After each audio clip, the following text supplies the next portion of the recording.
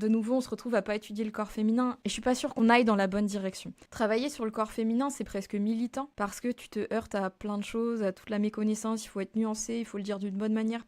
Et un soutien-gorge mal adapté, c'est des douleurs thoraciques, c'est un diaphragme qui peut être moins mobile, c'est une économie de course qui peut être impactée. Déjà, ce qu'il faut clarifier, c'est que les hommes aussi peuvent souffrir au niveau du périnée. Et pour le coup, c'est encore plus tabou. L'hyperpression, c'est pas le cancer du périnée non plus en fait. T'as envie de faire des sit-ups, est-ce que tu les fais bien? Ouais, fais des sit-ups. Mais ça dépend comment c'est fait. Est-ce que tu les fais avec tes fléchisseurs de hanches? Est-ce que tu les fais vraiment avec tes abdos? Est-ce que t'es capable d'engager ton transverse ou pas? Faut vraiment pas s'empêcher de faire du sport. Il y a toujours une manière de pratiquer qui est adaptée à la période que vous vivez. Si vous avez des règles douloureuses, l'activité physique, c'est déjà quelque chose qui peut aider sur la modulation du signal douloureux lorsqu'on a des règles douloureuses. Hey, salut à toutes et à tous et bienvenue dans ce nouvel épisode d'Entendons. Aujourd'hui, j'ai le plaisir d'accueillir Manon d'Auvergne qui est kinésithérapeute spécialisée dans la prise en charge de la femme. Donc forcément, aujourd'hui, on va parler de la femme, de plein de croyances qui gravitent autour de la prise en charge de la femme sportive ou même de la femme un peu plus sédentaire, des dysfonctions du plancher pelvien et même d'un syndrome assez particulier qu'il est très important de connaître. Allez, bon épisode. Ah, et avant que l'épisode commence, petit rappel sur ce qu'est Entendons. C'est simplement un podcast que tu vas pouvoir retrouver sur différentes plateformes d'écoute,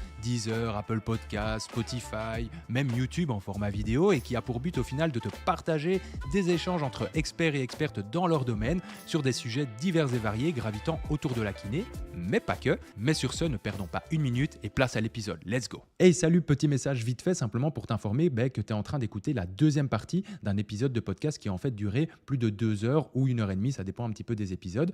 Et pour trouver la première partie, on t'invite à simplement remonter un petit peu dans le flux des épisodes et tu la trouveras très facilement. Donc voilà, pour pas que tu te demandes où est-ce que tu es tombé, parce que forcément cet épisode, ou en tout cas cette deuxième partie, commence un petit peu de but en blanc, vu que c'est la continuité de la première partie. Allez, bon épisode.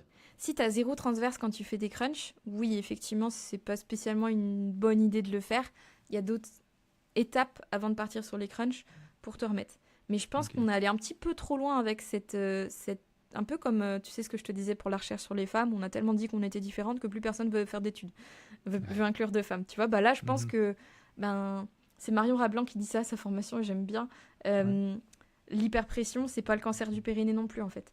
Donc, des fois, si tu fais du crossfit, tu fais quoi quand il y a un WOD avec des sit-ups, tu dis non, pardon, je fais pas. Enfin, à un moment donné, ça dépend aussi, et tout dépend comment c'est fait. C'est-à-dire que si tu es capable d'engager ton transverse, tes sit-ups, ils se passent complètement différemment. Si tu fais 0 effort et que tu as un espèce de dôme abdominal en permanence, c'est-à-dire que tes grands droits se contractent sans qu'il y ait aucune action de ton transverse, oui, là, on va pas être d'accord. Il se passe des choses dans comment ta pression intra-abdominale est répartie qui fait que ton périnée va pas être cotant. Donc ça dépend vraiment de comment c'est fait à chaque fois. Et donc c'est pas un problème d'exercice, c'est un problème d'exécution. Ok, et de la personne qui le fait aussi. Exactement. Et de ses besoins, de son sport, d'où elle vient. Qu'est-ce qui se passe quand tu as une césarienne, c'est pas du tout le même scénario que quand tu as une diastase des grands droits de l'abdomen. Donc quand les grands droits s'écartent pendant la grossesse, typiquement, ça arrive aussi dans d'autres sports comme le bodybuilding. En fait, c'est très individuel. Je pense juste qu'il faut pas sursimplifier le message. Et je suis quelqu'un qui amène beaucoup de nuances. Je suis désolée, ça fait des podcasts de 2 heures et demie, ça fait des formations à rallonge, etc. Mais pour moi, faut pas diaboliser non plus à ce point-là.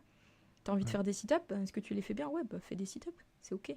Mais ça dépend comment c'est fait, ça dépend d'où tu viens. Est-ce que tu les fais avec tes fléchisseurs de hanches? Est-ce que tu les fais vraiment avec tes abdos? Est-ce que tu es capable d'engager ton transverse ou pas? Il y a des personnes, je passe littéralement 8 séances à juste leur faire sentir le transverse. Il y a des fois, elles sentent toujours pas. Elles le font bien, mais elles n'arrivent pas à sentir.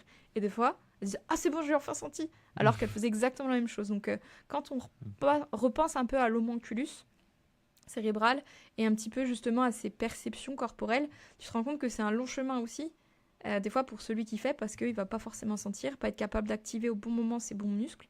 Et si en plus c'est une zone qui a été un peu négligée tout au long de sa vie ou en fonction des sports qui a été pratiqué, ça peut être compliqué. Mais je trouve qu'il faut pas diaboliser un type d'exercice et que effectivement, je vais être un peu crue envers ces méthodes, un peu cash, mais c'est pas très physiologique ni la vraie vie l'hypopressif.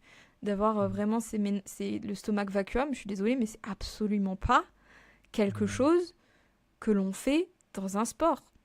Ça a des bienfaits pour effectivement un massage abdominal, potentiellement, viscéral, etc.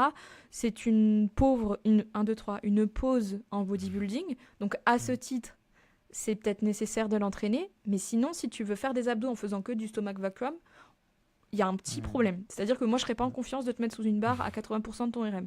Je suis pas certaine, si tu fais un stomach vacuum, que ça te permette d'avoir la compétence abdominale d'un bon bracing pour réaliser la barre que tu vas faire. Donc, tout est question de contexte. Ok. Ça, c'est beau, tu vois. Tout est question de contexte, et parce que c'est vrai, et ça dépasse même tout ce qu'on dit ici. En fait, c'est tellement vrai dans tout ce qu'on peut dire, en fait, généralement, même, on va rester ici en kiné du sport, etc. Ouais. C'est hyper vrai, en fait. Et donc, c'est pour ça que faire des conclusions hâtives et avoir des discours très clivants, Ouais. C'est rarement... bien pour les réseaux sociaux. Ouais, c'est ça. Mais en fait, c'est malheureux, mais c'est vrai. C'est bien pour faire du clic et machin. Mais en fait, dans la vraie vie, ça fonctionne jamais comme ça. Ouais. Et puis ça appauvrit nos discours. Tu vois ce que je veux dire, c'est que maintenant, l'économie de l'attention, c'est 10 secondes sur TikTok, c'est moins de 90 secondes en réel. Pour ajouter toutes ces nuances-là, non, moi je suis désolée, j'ai pas envie d'appauvrir mon discours pour avoir plus de succès sur les réseaux sociaux. Et je pense qu'il faut se méfier de ça. Même si, voilà, je suis très contente de voir notre profession évoluer avec des prises en charge en visio, avec plein de kinés qui se lancent aussi sur les réseaux sociaux. N'appauvrissez pas votre discours. Franchement, on a un taf qui est hyper riche. Je comprends qu'il faille recruter des patients, etc. Mais s'il vous plaît, doucement avec les raccourcis, parce que des fois, on fait plus de mal que de bien à diaboliser certains exercices. Dans la nutrition, c'est une catastrophe. Il y a des gens qui veulent plus manger de glucides parce qu'ils ont retenu une fois qu'il y a quelqu'un qui avait dit que ça faisait grossir. Et on se retrouve avec des gens qui ont des problématiques énormes. Donc, non, vraiment, essayez d'être quand même un peu nuancé dans ce que vous proposez. C'est hyper important. De toute façon, moi, personnellement, les discours clivants et trop toujours dans les extrêmes sur les réseaux, moi, c'est généralement un red flag. Tu vois. Si j'ai un compte qui passe son temps à dire ça, ça a éclaté, ça, c'est éclaté, ça, c'est éclaté, personnellement, c'est souvent des comptes où je regarde 2-3 fois et puis je dis, bon, en fait... non, en fait. Finalement, quand tu creuses, c'est finalement pas les gens qui ont le plus d'expérience, que ce soit sur terrain ou même dans leur métier, en fait. Et ils relaient des choses qu'ils lisent, mais voilà, je trouve ça un peu... Mais bon, ça pourrait même faire l'objet d'un autre podcast, quoi. Très bien. Je sais pas moi, j'adore ce sujet, mais... oui, clairement. Je sais pas qui tu pourras inviter pour ça, mais ouais, je pense qu'il faut... Comme tu dis, c'est un peu des red flags et vraiment avec le contexte actuel, je crois profondément au pouvoir des réseaux sociaux. Tu l'as dit toi-même, moi, ça me permet de faire passer des messages qui sont en tout cas, que je pense importants. Mais c'est à double tranchant et il ne faut pas non plus qu'on appauvrisse les personnes avec du contenu toujours plus court, toujours plus stimulant, etc., etc. Exactement. Et ici, on a pas mal parlé c'est revenu plusieurs fois, CrossFit, force athlétique, squat, on va parler du bracing et du basal bar. Déjà, je pense qu'il y a aussi... J'aime bien parler des croyances et essayer de les déconstruire un petit peu grâce à l'aide de nos chers et tantes invités et eux. C'est souvent, je pense qu'il y a des croyances qui gravitent autour de ces sports-là, en l'occurrence la force athlétique, etc. Des femmes qui se diraient peut-être, ou même des hommes, mais plutôt peut-être même plus des femmes, ah non, mais ça va être mauvais pour mon plancher pelvien, etc. Porter des charges lourdes comme ça. On peut même dire la même chose pour la course à pied. Toute cette sphère-là, quand il y a des impacts, quand il y a des grosses charges, ça fait parfois peur. Et j'aurais aimé avoir ton avis déjà sur l'impact réel que ça pourrait avoir sur la santé du plancher pelvien. Et peut-être juste que tu nous redéfinisses les termes comme bracing, etc. pour ceux ou celles qui nous écoutent qui peut-être ne seraient pas familiers avec ce jargon un peu niche. Donc voilà, dans l'ordre que tu préfères. Ok. Déjà, quand tu parlais d'impact sur la santé périnéale, je crois que j'ai envie de te parler, moi, d'impact sur la santé. C'est-à-dire qu'à l'heure actuelle, la plupart des femmes n'arrivent pas forcément à atteindre le minimum d'activité physique, même pas de sport, requis pour leur santé. Donc si on arrive, nous, avec nos gros sabots et des discours nocebo en disant qu'elles vont se flinguer le périnée, c'est dangereux, je crois pas qu'on ait un bon discours aidant pour des femmes qui essayent d'avoir une vie en santé. Et avec la charge mentale que la plupart des mamans peuvent avoir, etc., je pense qu'il faut qu'on soit très prudent quand même sur les termes qu'on emploie. C'est-à-dire qu'à long terme, c'est pire la sédentarité sur tous les points, santé cardiovasculaire, santé osseuse, santé mentale, que faire de l'activité. Maintenant, activité physique et sport. Il y a effectivement des types de sports où on a remarqué que la prévalence de troubles et de dysfonction de la santé pelvienne était plus importante. Je réemprunte une phrase qui est beaucoup dit à la clinique du coureur, mais qui est surtout portée par Kari Bo, qui est une brillante chercheuse norvégienne sur le périnée. Cette nana, elle a 2 fois ou 3 fois mon âge, non, peut-être pas 3 fois, mais elle est plus toute jeune, elle est encore d'une actualité et d'une pertinence incroyable. Kari Bo. Wow. Le sport ne provoque pas les incontinences, mais révèle les faiblesses du plancher pelvien. Je pense qu'il faut clarifier. C'est pas parce que tu fais du sport que tu vas te faire une entorse. Tu peux te faire une entorse quand tu descends dans ta rue, tu trébuches sur un trottoir. Bon, typiquement, tu peux avoir des fuites urinaires en éternuant. Mais effectivement, si la manière dont tu pratiques ton sport et si tu t'es engagé sur quelque chose qui était peut-être pas OK sur ta capacité à avoir des forces de fermeture suffisantes, tu vas peut-être être confronté à une hyperpression développée par ton abdomen ou une fréquence d'impact au niveau de ton périnée, une fréquence d'impact au niveau de la course à pied que ton périnée n'est pas capable de tolérer. C'est différent. Ouais. Et effectivement, si tu n'écoutes pas le symptôme, qui, contrairement aux autres endroits du corps qui vont être la douleur, typiquement quand on fait du sport et qu'on sent qu'on atteint une limite, on a souvent des douleurs. Bah là, pour le plancher pelvien, c'est pas la douleur qui va être le message, ça va être la survenue de fuite. Il faut vraiment le lire et le comprendre comme j'ai atteint un seuil que mon périnée n'arrive pas à tolérer. Ça veut pas dire qu'on peut plus rien faire. Ça veut juste dire que là, c'est ma limite aujourd'hui. Et c'est à ça qu'on sert aussi en tant que spécialiste du plancher pelvien. Qu'est-ce qu'on fait pour faire reculer cette barrière ? Spécialiste de la rééducation, normalement, c'est notre travail de faire reculer les seuils d'apparition. Et du coup, ça passe par soit de la marche-course alternée quand on fait de la course à pied. Ça passe aussi par peut-être réavoir une compétence abdominale qui a pu être impactée pendant la survenue d'une grossesse, typiquement. Une compétence périnéale qui a pu être impactée par la délivrance, donc en postpartum aussi. Et parfois, même des nullipares, donc des personnes qui n'ont jamais accouché, ont quand même des fuites urinaires. Donc, il faut comprendre ce qui se joue. Est-ce que c'est une mauvaise gestion des impacts ? Donc, comment tu cours ? Est-ce que tu cours et on t'entend arriver à 3 km à la ronde ? Ok, donc ta stratégie d'amortissement, déjà, elle n'est pas ouf. Donc, comment est ta cheville, etc. etc. Et typiquement, sur les sports de force, ok, mais comment tu braces ? Et puis, là, on est à combien ? On est à 15 kg de ta plus grosse barre ? Oui, voilà, c'est une montée en charge qui est peut-être conséquente. Et aujourd'hui, ah bah oui, t'as porté ta fille toute la journée. Ta fille, c'est une petite kettlebell de 8 kg. Forcément, oui, si tu vas wooder à 18h, donc faire un WOD, c'est, pour les non-crossfitters, c'est une séance de sport en crossfit. Bah oui, typiquement, c'est pas la même chose que si tu vas à 7h du matin, fraîche et dispo. Donc en fait, c'est vraiment tout ça qu'il faut voir, mais je pense que faut vraiment pas s'empêcher de faire du sport. Il y a toujours une manière de pratiquer qui est adaptée à la période que vous vivez. Typiquement, je pense qu'on a vu sur les réseaux sociaux, quelqu'un qui s'est fait, je sais pas moi, une reconstruction du tendon d'Achille, il est assis sur une chaise et il fait du vélo à bras ou il fait du ski erg. C'est la même chose au niveau du périnée. Il y a toujours une manière d'adapter qui va correspondre à vos limites du jour, à vos limites du moment. Et le but, effectivement, c'est de se faire accompagner pour faire reculer ces barrières et puis que vous puissiez pratiquer le sport de la meilleure des manières possibles. Mais vraiment, il faut avoir cette idée que ça ne provoque pas. Je suis contre cette idée, ça reste un muscle qui, certes, est accompagné de tissus non contractiles qui sont des fascias et des tissus mous, mais ce serait quand même le seul muscle du corps où ça ferait pas du bien qu'on le rééduque, et surtout, quand on lui fait faire de la force, ce serait le seul qui deviendrait plus faible et qui causerait des incontinences urinaires. Pas du tout. Et clairement, pour avoir testé des périnées de power, ça reste certains périnées de power, c'est les meilleurs que j'ai jamais testés. C'est clairement pas un problème de force quand il y a des fuites urinaires. C'est un problème de technique, c'est un problème de matériel, parce que du coup, pour faire le lien avec le bracing, qu'est-ce que c'est exactement ?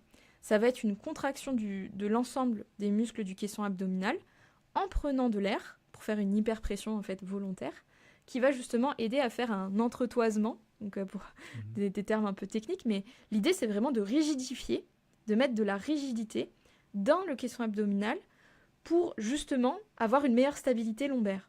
Donc quand vous dites à quelqu'un de faire de l'hypopressif sur des charges lourdes, vous lui enlevez légèrement quand même, voire beaucoup, sa stabilité lombaire, parce que ça sert à ça. Et en fait, ce bracing, c'est aussi connu, et c'est un point aussi qu'on clarifiera peut-être, sous le nom de la manœuvre de Valsalva, qui en plus correspond à plein de choses dans la littérature médicale qui n'est pas très claire. Mais du coup, cette augmentation de pression, généralement glotte fermée, donc on prend l'air et on pousse. Donc là, au son, je suis désolée, ça ne donnera pas grand-chose, mais imaginez vraiment, on prend l'air, on bloque au niveau de la glotte, et des fois, par exemple, une manœuvre de dépressurisation en plongée, c'est effectivement une manœuvre de Valsalva qui va induire une hyperpression. Et du coup, quand on fait un bracing, c'est un peu cette idée-là. On va prendre de l'air et on va essayer de rigidifier les muscles de l'abdomen pour être plus solide sous sa barre, être plus stable au niveau lombaire et du coup, réussir à faire sa barre. Il faut savoir que naturellement, quand on est sur des efforts au-dessus d'un 80 RM, on brace. On fait ce truc machinalement. Vraiment, quand on fait un déménagement, vous regardez votre maman qui n'a jamais fait de crossfit de sa vie, si vous lui demandez un coup de main pour soulever un meuble, elle va prendre de l'air, bloquer, soulever. C'est intuitif. Et ça, on ne devrait pas s'affranchir de ce réflexe. C'est juste que la manière dont c'est fait, dans ces sports-là, il faut connaître un petit peu pour pouvoir détecter quel est le problème. Parce que typiquement, quand on brace bien, l'air, il est renvoyé partout en 3D. D'accord ? Mais surtout, il n'est pas envoyé en bas. Et la plupart des gens, quand ils brace, ils envoient l'air où ils peuvent. Ils prennent... en plus, je sais pas si vous avez vu des vidéos de power, mais les gars sont donc en low bar en plus. Et puis, ils vont prendre une prise d'air. Et là, on dirait un poisson, vous voyez ce que je veux dire ? Mais là, on est en hyper pressif.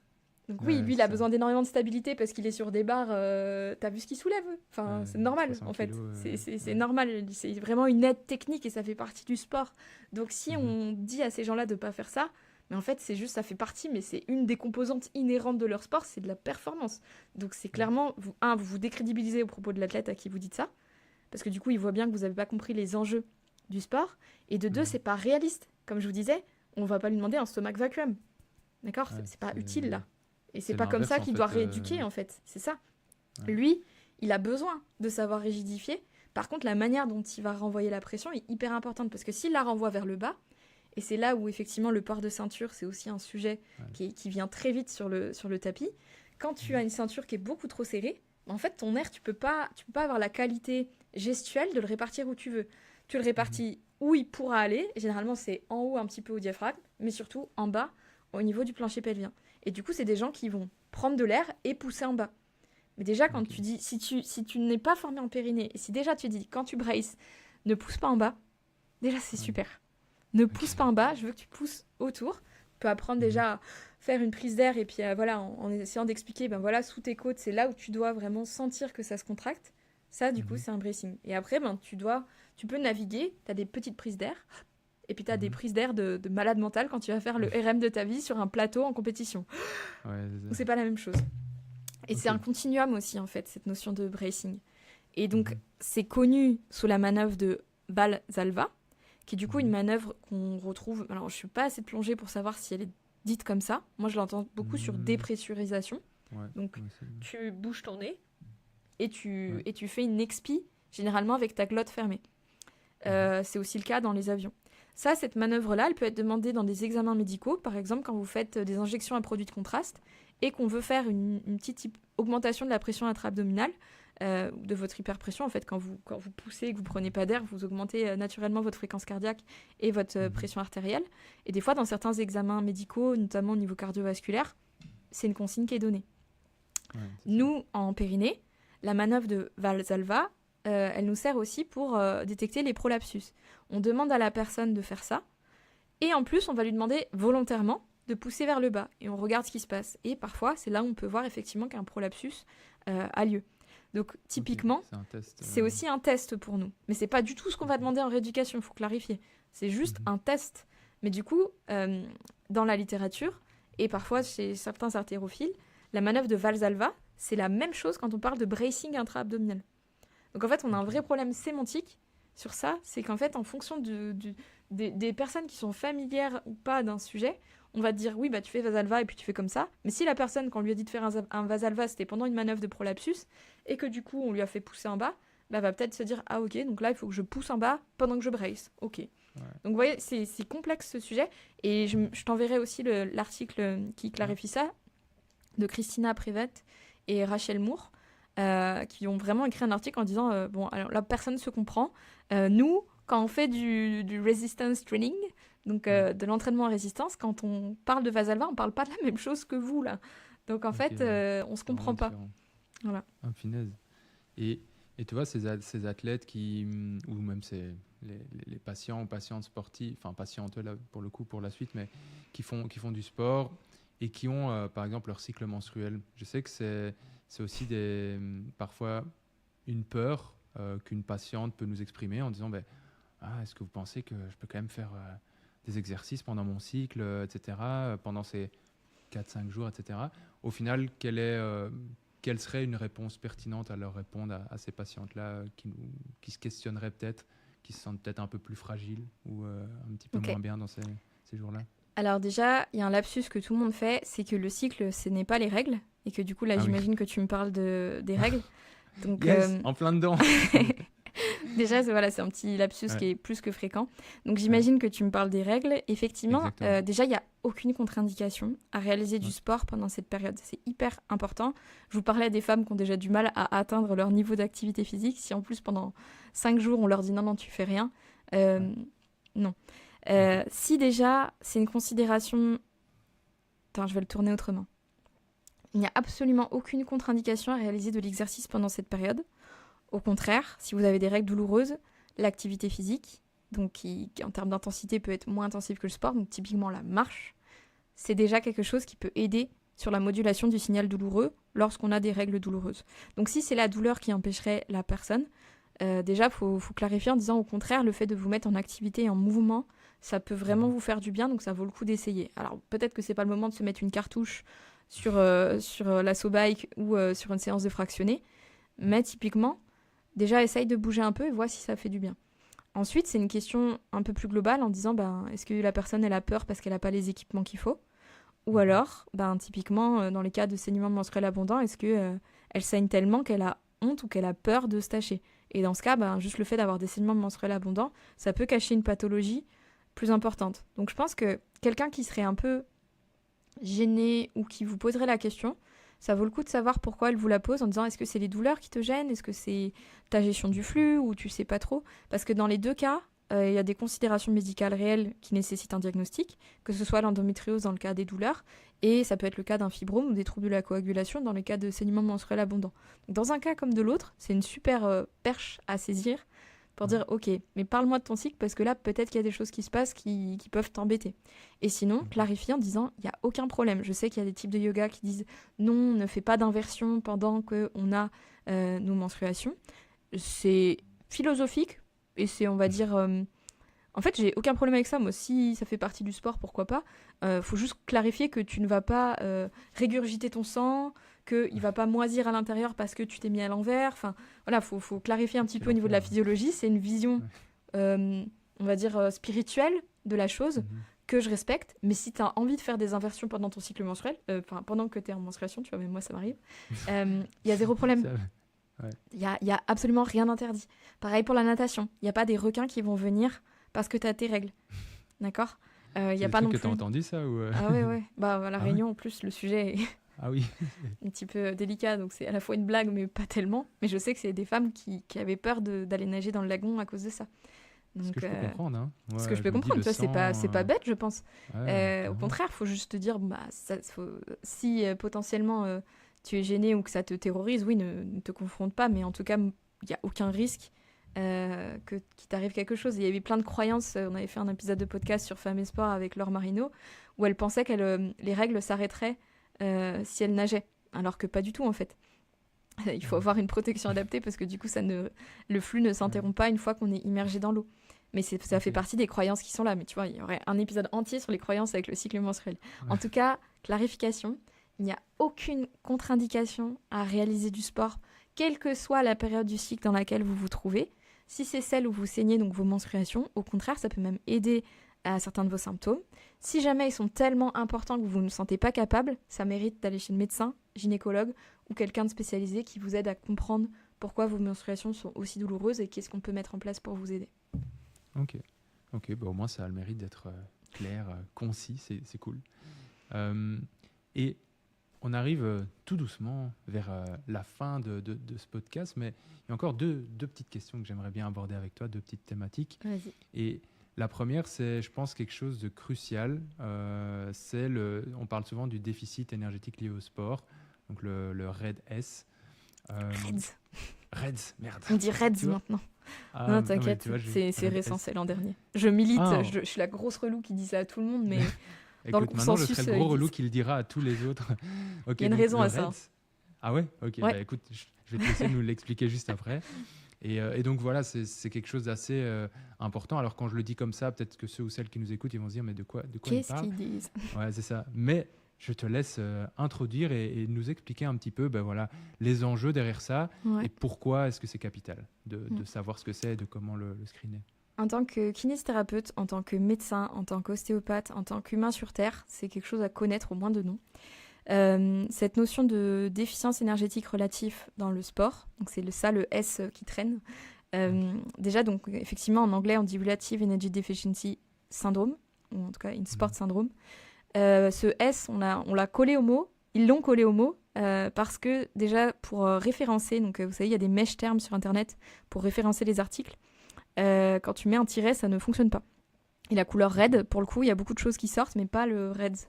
Donc en fait, c'est pour ça qu'ils ont décidé de le coller, pour que déjà, en termes de référencement des articles, on s'y retrouve, parce que le tiret ne passait pas sur les moteurs de recherche, et aussi sur les réseaux sociaux, etc. Donc ils ont décidé de coller ce S pour qu'on puisse bien référencer tous, quand on cherche Reds et pas Red S, parce que justement, tous les moteurs de navigation ne sont pas sensibles à ce fameux tiret. Donc c'est pas que juste des visions, un délire sémantique. Donc Reds. Et deuxième chose aussi, c'est que ça n'arrive pas qu'aux sportifs, et encore moins aux sportifs de haut niveau, ça arrive aussi chez la tout-venante, quelqu'un qui aurait des troubles alimentaires, qui s'alimente pas assez, ou qui est dans des disciplines dites artistiques, comme la danse et le cirque. Donc qu'est-ce que c'est exactement? Donc c'est pour ça qu'ils veulent s'affranchir un petit peu du côté sportif. Ça touche tout le monde, ça peut toucher n'importe qui. Lorsque les apports énergétiques, donc ce que l'on mange, sont inadéquats par rapport à la dépense, c'est-à-dire ce que l'on fait tous les jours, lorsqu'on vit, lorsqu'on parle, lorsqu'on fait du sport. Lorsqu'il y a un mismatch entre ces deux choses, et que ce gap est trop important, et que l'énergie disponible pour faire tourner la maintenance du corps n'est pas suffisante, le corps se met en mode économie d'énergie. Donc typiquement, on brûle des calories, juste en parlant, juste en dormant toute la journée sur un lit. On va avoir un métabolisme basal qui va déjà nous faire brûler des choses pour faire la maintenance du corps.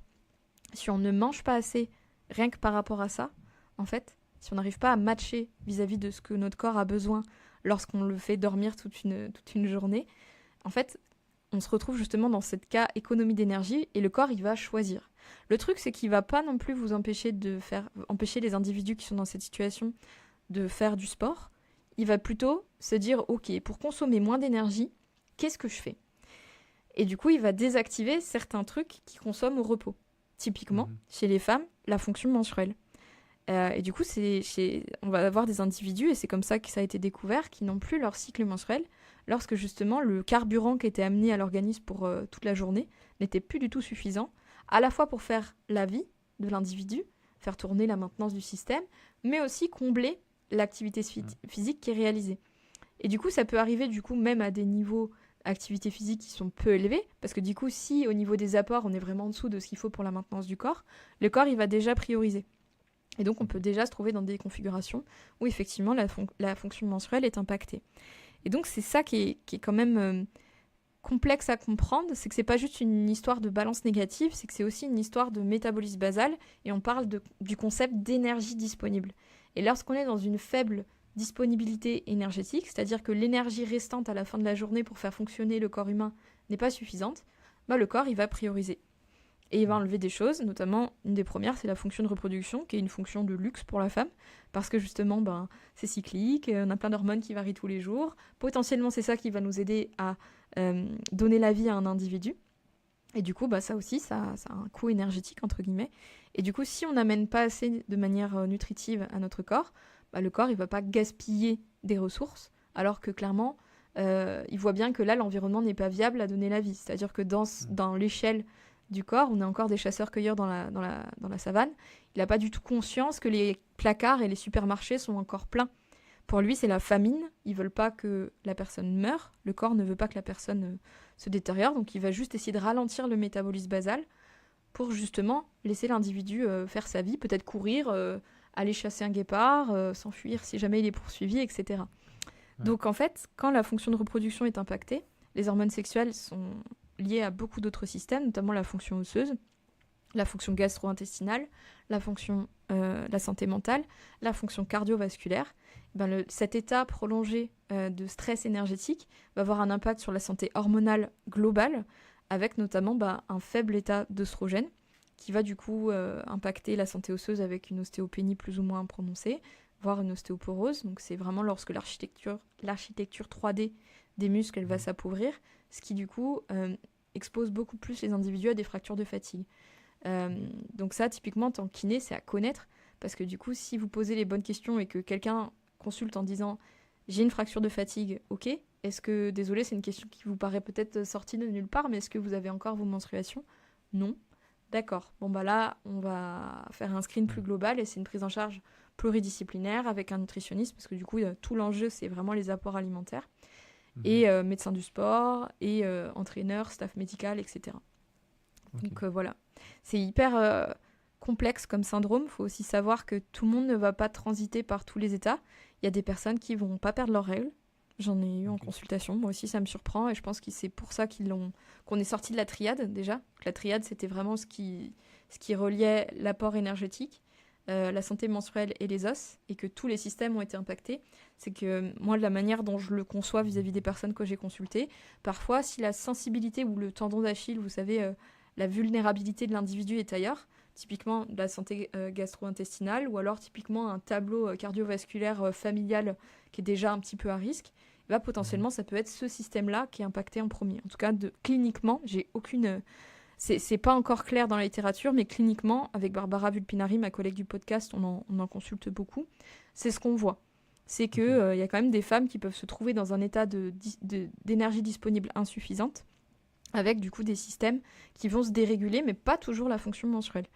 Donc voilà, c'est un peu complexe, je suis désolée, j'espère que je ne rends pas plus confus, mais effectivement, un signe d'appel, c'est pas normal de ne pas avoir ces règles, et typiquement quand il y a d'autres choses associées, dont des arythmies à l'effort, des personnes qui sont extrêmement fatiguées, qui ont une santé immunitaire dans les chaussettes, qui ont clairement un très faible moral, qui ne digèrent absolument plus rien dans tout ce qu'ils prennent, qui ont des troubles digestifs quand ils courent, donc c'est le cas des ultra-trailers, ça fait déjà beaucoup d'indices qui semblent pointer vers ce côté faible disponibilité énergétique. Donc c'est vraiment un phénomène fascinant, et le corps pense bien faire, il essaye juste de garder l'organisme en vie, mais c'est vraiment pas anodin la nutrition sportive, mais pas que, la nutrition tout court. Et ça vaut le coup des fois de pareil, se faire accompagner de personnes qualifiées pour gérer ces cas-là, parce que tout seul, c'est pas évident. Ouais, et puis c'est des choses aussi de ce que tu dis qui sont quand même repérables. Il y a quand même pas mal d'infos qui sont déjà prenables à l'anamnèse et des choses comme ça. Donc c'est pas comme s'il fallait un truc de pointe pour le diagnostiquer. Le diagnostic, c'est un vrai sujet, mais t'as les personnes qui ont créé ce syndrome, donc c'est le Comité international olympique qui pilote la plupart des consensus, enfin le consensus et la plupart des choses qui sortent. Ils ont fait un Excel qui est en libre accès sur leur site, pour justement, ça s'appelle le REDS 4.2, pour justement essayer de voir si l'athlète il est plutôt à risque, dans la situation d'un REDS, avec un risque rouge, un risque orange, un risque jaune, et du coup c'est un Excel à remplir avec les informations qui sont disponibles. Mais par exemple, il y a la T3 dedans, donc la mesure de l'hormone thyroïdienne, thyroxine, je crois.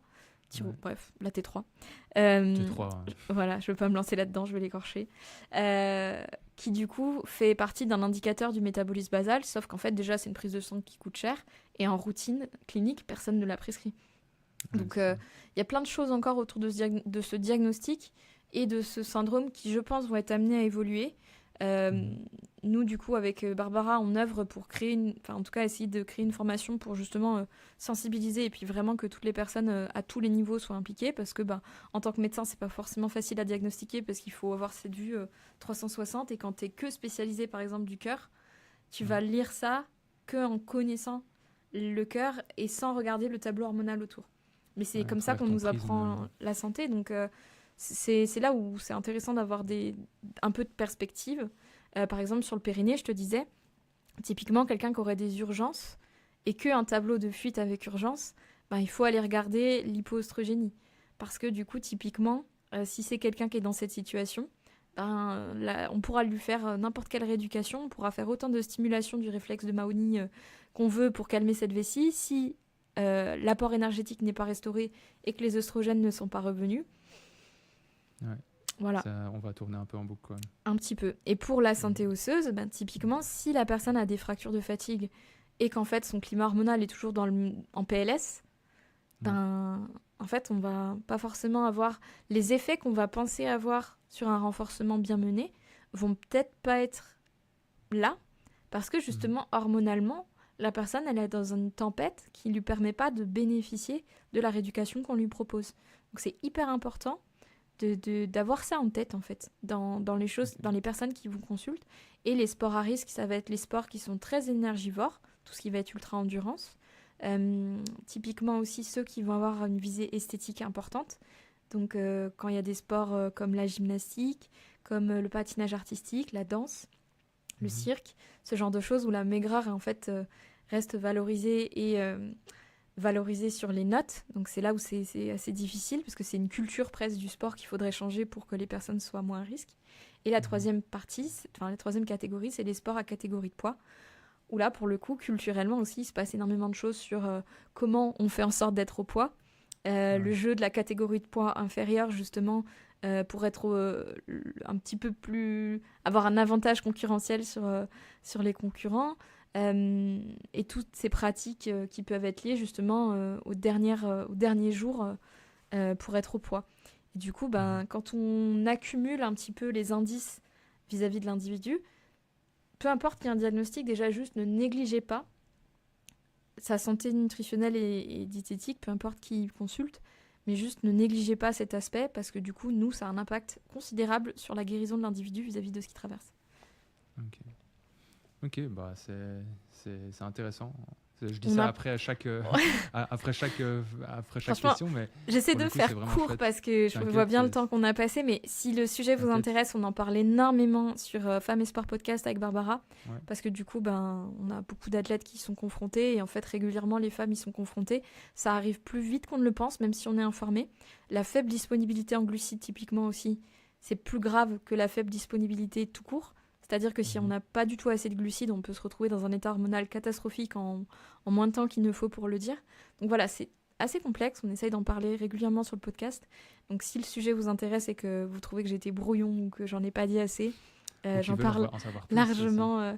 On en parle largement ailleurs, ouais. Ok, trop bien. N'hésite pas si tu as d'autres questions, hein, mais c'est juste, je vois bien l'heure qui tourne et que... Ah oui, mais en vrai, c'est déjà, je pense que tu as bien déblayé le terrain. Et comme tu dis, je pense que vous en parlez plus en profondeur sur votre podcast et à la limite je trouverai un truc pour mettre le lien ou quoi, tu m'enverras ça par WhatsApp. Ouais, ça marche. J'essaierai de t'envoyer les articles aussi histoire que les curieux et les plus curieux un drive. Redis-moi juste, je vais essayer de te envoyer, mais j'espère ne pas oublier lesquels je t'ai cités.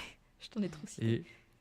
Et ici j'aimerais bien au final finir ce podcast par on finit toujours un petit peu de la même façon, c'est-à-dire j'aime bien parler un peu de cas cliniques. Et ici, est-ce que toi, tu aurais là comme ça sous le coude le cas clinique ou un cas clinique vraiment qui t'a marqué dans ta carrière de kiné? Et si oui, pourquoi? Parce que je trouve que c'est hyper intéressant d'écouter un petit peu ces témoignages. Ça peut être pour plein de raisons différentes, hein. C'est pas spécialement un cas hyper complexe, mais ça peut être un cas humain, un cas émotionnel, enfin bref. Dis-moi un petit peu, raconte-nous. Eh ben, j'adore cette question, parce que je la pose aussi pour Physioformation, du coup, dans un de mes podcasts aussi. Je la trouve très riche, parce qu'elle nous dit plein de choses. Bref. Un des cas qui m'a vraiment marqué n'est pas en lien avec ma spécialité. C'est une patiente qui avait des douleurs cervicales, qui avait eu un gros accident de rallye. Et elle consulte, et une des phrases qu'elle me dit pendant l'anamnèse et qui me fait complètement bugger, c'est « quand je lève les bras, je vomis ». Voilà. Et là, j'ai posé mon stylo. Je me suis dit, oula, j'ai aucun cours. Alors là, dans ma tête, ça scanne. Je scanne tout ce que j'ai en stock. Je me dis, j'ai aucune connaissance de près ou de loin de toutes les formations que j'ai faites qui m'a parlé de ça. Et là, je me dis, waouh. Et en fait, du coup, pour la petite histoire, je travaille dans le cabinet de Francis Grondin qui fait sa thèse sur les cervicales et du coup, qui à l'époque était dans son inclusion de protocole, donc il pouvait pas prendre tous les patients, mais du coup il avait la réputation de sauver les cervicales, donc on se récupérait un petit peu toutes les cervicales un peu problématiques du secteur. Et elle, du coup, ça faisait 5 kinés qu'elle avait fait, que personne, tout le monde lui disait de venir voir Francis, que Francis pouvait pas forcément la prendre en charge. Et donc, je me suis retrouvée à devoir gérer ça. Humainement, une détresse assez importante. Hein. Je veux dire, ça faisait un petit moment que ça lui arrivait, qu'elle comprenait pas et que les choses ne s'amélioraient pas, voire s'empiraient. Et en fait, je me suis dit, bon, bah, sois très pragmatique, hein, on va déjà essayer de ne pas l'aggraver davantage. Et pourquoi j'aime ce cas ? Parce que je pense qu'on connaît tous, tu sais, le côté tester le nerf sciatique debout aussi. Tu sais, il y a une espèce de ruse où tu te dis, bon, ok, là, elle est peut-être conditionnée, ou là, elle voit les bras qui dépassent, c'est sûr, je vais le faire dans une autre position, c'est réglé cette histoire, je le mets en chaîne fermée, et puis basta. Donc je me dis, bon allez, on va tester d'autres choses et tout. Et en fait, tout ce que j'ai testé, donc que ce soit bras au mur, que ce soit au sol, etc., effectivement, à chaque fois qu'on avait un passage au-dessus de 90 degrés, bah, elle avait des nausées et elle devait aller vomir, quoi. Et donc, invraisemblable. Et en fait, elle multipliait, donc son histoire était très touchante parce elle multipliait les témoignages de personnes qui lui disaient qu'elle avait rien, que c'était pas possible, alors qu'elle pouvait le prouver en 2 secondes. Et qui savait pas quoi faire. Et en fait, tu te dis, bon, bah ok, moi non plus, je sais pas quoi faire, mais juste, on va pas la laisser comme ça, quoi. C'est pas humain. En plus, elle se sédentarisait, donc en fait, on commençait à être même délétère sur tellement d'autres aspects, parce que au final, sans savoir ce qu'elle avait, elle ne faisait plus d'activité physique, donc en fait, elle était en train d'avoir une cascade énorme de sédentarité qui était en train de s'installer. Et en fait, ben, j'ai accepté. Enfin, de toute façon, j'ai dit oui, j'ai accepté la prise en charge. C'est une prise en charge qui m'a énormément appris, c'est-à-dire qu'est-ce que tu fais quand t'as 0 cours qui te dit quoi faire. Et que de près ou de loin, t'as pas un diagnostic, tu comprends même pas qu'est-ce qui fait que le truc... comment ça se fait qu'elle est dans cette situation. Mais humainement, faut même pas qu'on néglige, en fait, qu'on peut être un des derniers remparts de cette personne, qu'on peut la comprendre, qu'on peut l'écouter. Et en fait, j'ai été hyper pragmatique en disant, ok, à 85 degrés de flexion, ça ne le fait pas. Très bien. Et ben on va s'entraîner ici, puis on va faire de l'exposition graduelle, et puis on verra ce que ça donne. Et petit à petit, on a navigué avec ça, on a rusé, on a trouvé des choses. Mais c'est une patiente qui faisait du VTT de descente, qui était très très sportive. Et dis-toi, même faire du VTT en descente, du coup, elle se retrouvait comme ça, de nouveau, dans les descentes un peu trop pentues à La Réunion, donc elle revomissait sur son vélo. Elle faisait plus de moto, parce que pareil, en fait, dès qu'elle était en descente, elle se retrouvait avec un angle de flexion qui était trop important. Donc en fait, tu vois, déjà, on a réévalué les objectifs. Et on y allait à pas de loup, en disant, bon, ok, qu'en isométrique, on a des choses différentes, ok. Et voilà, je me suis rétamée un nombre de fois. Des fois, je l'ai fait flamber, des fois, je l'ai améliorée. Mais j'ai tellement, tellement, tellement appris avec elle. C'est devenu une personne proche de mon entourage maintenant. Mais je pense qu'elle a vraiment marqué ma vie, dans le sens où, même quand tu sais pas, tu peux pas rien faire, tu vois. Si la personne essaye de venir et que tout le monde lui dit non, enfin, à un moment donné, c'est ton devoir peut-être au moins de juste la garder en activité, tu vois. Et après, de ne pas baisser les bras, d'essayer de trouver des solutions. Moi, j'ai fait appel à énormément d'autres confrères et consoeurs pour se dire, qu'est-ce qu'on peut faire ? Et maintenant, bah, c'est quelqu'un qui a repris la moto, qui va beaucoup mieux, qui a juste des séances en entretien avec un de mes collègues avec qui on avait fait un super binôme aussi, William. Et, mais c'est vraiment, je me souviens de la détresse de quand elle est venue, parce qu'elle en pouvait plus des kinés qui lui disaient qu'ils ne savaient pas quoi faire. Et que clairement les options qu'on lui avait proposées n'étaient pas spécialement viables. Et en fait, à ce jour, même moi, je sais même pas ce qu'il a amélioré, tu vois. On a été pragmatique, on a fait de l'exposition graduelle à fond, donc tu vois... Et la cause, on va dire l'explication physiologique. Alors, comment est-ce qu'on peut expliquer ça ? Il s'avère qu'elle avait eu une myélopathie traumatique, du coup à cause de l'accident. Et donc l'hypothèse, ce serait que cette myélopathie, en tout cas que la fuite de liquide... proche de l'axe rachidien, donc elle en cervicale, potentiellement, quand elle bougeait, pouvait potentiellement comprimer des choses, je sais pas. Et du coup, elle avait énormément de symptômes cervicaux, donc c'est quelqu'un qui avait des céphalées de tension, donc avait énormément de migraines, enfin de céphalées plutôt que de migraines, mais du coup les céphalées entraînaient des crises de migraines, donc tu vois, pareil, ça m'a fait plonger dans un vortex qui est encore un autre vortex, mais voilà, j'étais pas du tout spécialisée dans les céphalées, et en fait, de fil en aiguille, tu commences à comprendre un peu les tableaux, et c'est quelqu'un avec qui, j'ai essayé d'être le plus pragmatique possible. Ok, qu'est-ce qui fait du bien, qu'est-ce qui aggrave, mais tu vois, même tu te sens un peu en échec en tant que thérapeute dans ce genre de situation, et du coup, t'apprends aussi à pas montrer ton échec, à essayer de verbaliser les choses, de pas montrer que tu sais alors que tu comprends absolument rien de ce qui se passe, parce qu'en fait, y a rien à comprendre. Enfin, Clairement, moi je ne suis pas spécialiste en myélopathie, je savais même pas que les kinés on pouvait faire un truc là-dessus. D'un côté, notre responsabilité c'était au moins qu'elle se sédentarise pas. Donc tu vois, à chaque fois je me disais ok, ouais, mais d'un côté elle peut pas faire de sport, donc au moins ici elle bouge sous supervision et vous allez trouver à force des choses. Et effectivement, elle tolérait mieux certaines choses. Elle a été vue par des confrères ostéo. Je sais que c'est un chiropracteur qui a quand même largement amélioré la situation à un moment donné. Donc pareil, tu vois, ça te fait aussi remettre... Tu sais, les kinés, j'ai l'impression que des fois, on a l'impression qu'on sait tout sur tout. Et qu'on a du mal à faire des passes décisives ou de partager nos prises en charge, ou qu'on a une part d'ego. Et typiquement, c'est une prise en charge qui m'a fait tellement me remettre à ma place, quoi. Je peux pas te dire mieux, hein, c'est... Des fois, tu sais pas, et il en faut, et clairement, je suis contente d'avoir eu ça très tôt dans ma carrière, de pas me prendre ça comme un missile une fois que t'es un peu plus experte sur un truc, parce qu'à chaque fois, dès que j'ai des cas un peu compliqués, je pense à elle et je me dis, bon, ok, ben tu sais pas ce qu'elle a, mais d'un côté, soyons pragmatiques. Est-ce qu'elle a quand même, elle arrive quand même à faire une activité physique? Non, bon bah ok, on peut essayer de trouver des solutions ensemble. Le sommeil est impacté par ses douleurs. Ok, bah gérer les douleurs, normalement ça on sait faire. Donc comment on essaye de voir qu'est-ce qui peut moduler ces douleurs? Et ensuite renforcer, ben pareil, ça normalement on sait faire. Donc comment on fait en sorte que elle, on arrive à faire ce qu'on veut pour ce qu'elle a. Donc voilà, c'était... Ouais, c'est quelque chose qui a été vraiment... Et plus tu te spécialises des fois, enfin, en périnée, j'ai des histoires... Je pourrais passer des heures, mais plus tu écoutes aussi, il faut savoir écouter. Et ça amuse personne de se pointer là en mentant sur ses symptômes. Enfin, vraiment, c'est très rare, la maladie de Munchausen, je crois. Donc les personnes qui tiennent absolument à passer sur le billard, etc., ça reste quand même très rare. Les personnes qui prennent le temps quand même 3 fois dans la semaine de venir, c'est qu'ils sont en souffrance vraiment, soit mentale, soit psychique, soit sociale, soit vraiment biologique. Et du coup, même si c'est dur des fois avec les douloureux chroniques, faut pas hésiter à s'outiller différemment avec des techniques de communication, avec d'autres formations, avec des fois un réseau qui nous permet aussi de faire notre travail sans être là à écouter pendant des heures, parce qu'effectivement, c'est pas notre travail. Donc voilà, je pense qu'il faut prendre de la hauteur des fois sur certaines choses, on peut pas tout savoir. Là, clairement, je sais toujours pas qu'est-ce qui a fait que c'était mieux. Peut-être juste le temps, l'évolution naturelle, elle va mieux.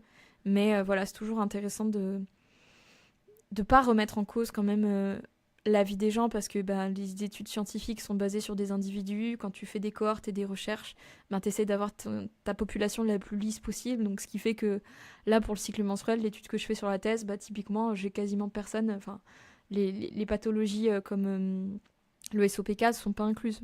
Mais typiquement, ça veut dire qu'on ne saura rien de tout ce que je vais tirer sur les femmes qui ont un SOPK. Donc des fois aussi, prendre du recul en se disant que oui, un traitement a montré une preuve d'efficacité sur tel type de patient, mais même un traitement qui aurait fait preuve d'efficacité, il y a des gens qui ont été très répondants et des gens qui n'ont pas été répondants. Donc en fait, il y a toujours quelqu'un dans ta cohorte qui va peut-être pas répondre comme prévu, mais c'est bien d'avoir autre chose quand même à lui proposer, et aussi se dire que c'est pas sa faute. Non, c'est juste sa physiologie, c'est un peu différent des autres, et basta. Tu vois, je trouve que le BP, pareil, on est allé un petit peu loin, et que là, on commence aussi à s'appauvrir en tant que profession, parce qu'on veut que des trucs fondés sur l'épreuve. Mais à l'heure actuelle, je sais pas si on est capable de bien cerner tous les aspects d'une prise en charge kiné. Une thérapie multimodale dans toutes les pathologies, c'est ce qui semble faire ses preuves. Et essayer d'avoir une boîte à outils quand même conséquente pour soigner. Enfin, si tu essayes juste de faire, j'en sais rien moi, j'allais dire, sur un problème neuro, que tu es complètement à côté et que tu traites du musculo-squelettique et que le musculo-squelettique, non. Donc en fait, il faut être capable de diagnostiquer, il faut être capable d'avoir du raisonnement clinique, et aussi des fois de passer la main quand on est dépassé et qu'effectivement ça ne colle pas aux compétences qu'on a. Ouais, t'as tout dit. Pour le coup, je suis très d'accord avec toi. En fait, au fur et à mesure où tu parlais, je me disais, je vais ajouter ça. Et en fait, non, je vais pas spécialement ajouter quelque chose, parce que je trouve que pour le coup, je ferai que redire ce que tu viens de dire, et je peux juste dire que je suis hyper d'accord avec toi. Et donc voilà. Écoute, on arrive à la fin de ce podcast. Honnêtement, merci. Je pense que j'aurais aimé encore discuter 1 heure avec toi. Mais le devoir m'appelle, j'ai le cabinet qui m'appelle. Allez. Donc c'est pour ça aussi que je relance pas sur le sujet de BP, mais je pense qu'on pourrait même en refaire un épisode, parce que c'est des sujets passionnants. Mais en tout cas, je voulais vraiment déjà te remercier d'être passé ici comme ça. Et là, ça fait 1h50 qu'on discute. Wow. Et J'espère que les gens se rendront compte de la valeur que tu apportes en partageant tellement d'informations, tu vois, parce que tu pourrais te contenter de juste dire 3-4 mots, enfin, j'exagère, mais tu vois, là, tu partages vraiment énormément de choses et c'est vraiment trop chouette. Je sais aussi que tu donnes des formations qui ont l'air hyper intéressantes. Et donc, voilà, si vous devez vous former aussi sur tout ça, n'hésitez pas. Manon d'Auvergne sur Instagram. Et puis après, je pense qu'ils auront toutes les infos via ton Insta aussi. Parce que même si je dis des noms ici, personne ne retiendra beaucoup ce que je dis là comme ça au vol. Mais en tout cas, voilà, vraiment, merci de ce partage. C'est vraiment chouette. Et on sent ta passion au travers du micro. Et ça, c'est cool. Et c'est pour ça qu'on fait ce podcast aussi. C'est pour accueillir des personnes comme toi, passionnées, passionnantes et voilà. Et humbles en même temps. Et ça, c'est beau. Je te remercie, mais franchement, tu as été un super un hôte. J'ai pris grand plaisir à partager avec toi et merci aussi de donner le micro et donner l'opportunité de parler de tout ça. Bah, c'est bien normal. Bah, écoute, peut-être à la prochaine. Grave. Et puis, passe une belle journée, belle soirée.